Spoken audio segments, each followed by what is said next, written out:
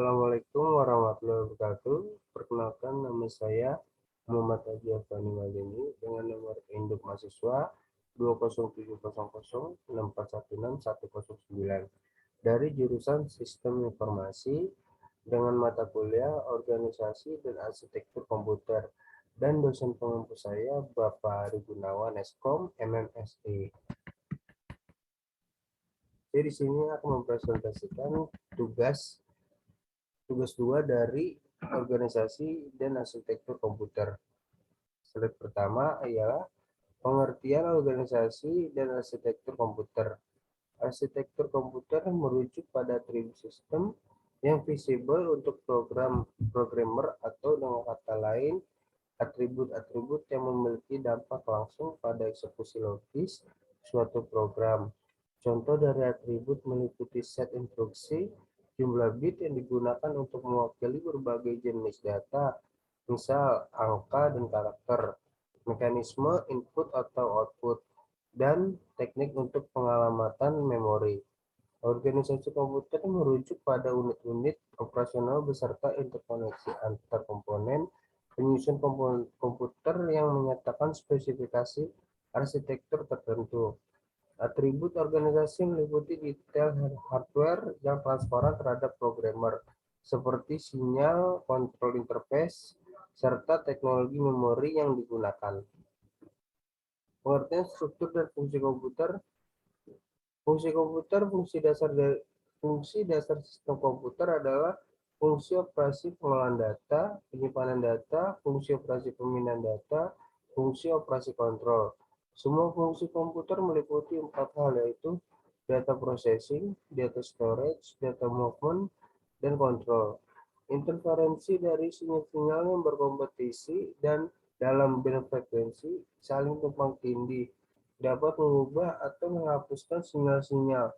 Interferensi menjadi perhatian khusus untuk media unguided, ya, namun bagi media guided, interferensi juga menjadi masalah.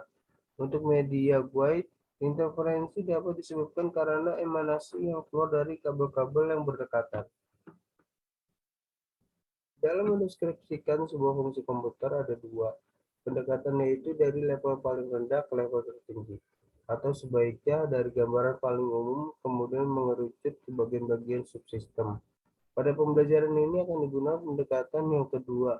Gambaran fungsional dari sebuah komputer tampak pada gambaran berikut. Jika gambar pada slide sebelumnya dipilih sesuai dengan masing-masing fungsi komputer, maka akan tampak sebagai berikut. Gambar A, perpindahan data. Gambar B, penyimpanan data. Gambar C, pemrosesan dari menuju storage media penyimpanan. Gambar D, pemrosesan dari storage ke perangkat input atau output. Sebuah komputer harus mampu melakukan pemrosesan data dalam format yang beragam dan cakupan pemrosesan yang sangat luas. Lokasi data yang diproses oleh unit pemrosesan tidak selalu sama. Oleh karena itu, salah satu fungsi dasar dari komputer adalah kemampuannya untuk memindahkan data dari satu tempat ke tempat lain yang dibutuhkan. Sebagai contoh, berpindahan karakter dari keyboard ke screen. Meskipun pemrosesan data dilakukan dengan sangat cepat, namun kenyataannya butuh satu tempat penyimpanan sementara selama proses berlangsung. Data-data komputer yang dibutuhkan dan data hasil pemrosesan disimpan dalam storage atau media penyimpanan untuk selanjutnya dilakukan pemrosesan ulang dari storage ke perangkat input atau output. Atau sebaliknya, sebagai contoh adalah perpindahan data pada saat mendownload atau mengupload dari internet. Ketiga operasi komputer tersebut, yakni pemrosesan, penyimpanan, dan perpindahan data, membutuhkan kendali yang dapat mengatur kinerja sistem sehingga bisa harmonis. Disinilah operasi kontrol bekerja. Dalam pemanfaatannya di kehidupan sehari-hari, komputer digunakan secara bersama-sama dengan berbagai perangkat dari lingkungan eksternal. Secara general, perangkat lingkungan terbagi menjadi 2 bagian, yaitu perangkat peripheral dan jalur komunikasi. Sebagaimana tampak pada gambar berikut. gambar berikut. Struktur internal komputer terdiri dari 4 bagian utama, yaitu unit pemrosesan terpusat, central processing unit, memori utama, input atau output, dan sistem interkoneksi. Gambar di bawah menunjukkan struktur top level dari sebuah komputer. CPU bertugas dalam mengontrol operasi komputer dan melakukan fungsi pemrosesan data sehingga biasa disebut prosesor. Main memory digunakan untuk menyimpan data dan input atau output berfungsi sebagai media penghubung antara bagian dalam komputer dengan lingkungan eksternal. Melalui input atau output, data bisa dipindahkan dari storage di dalam komputer ke media penyimpanan lain di luar komputer.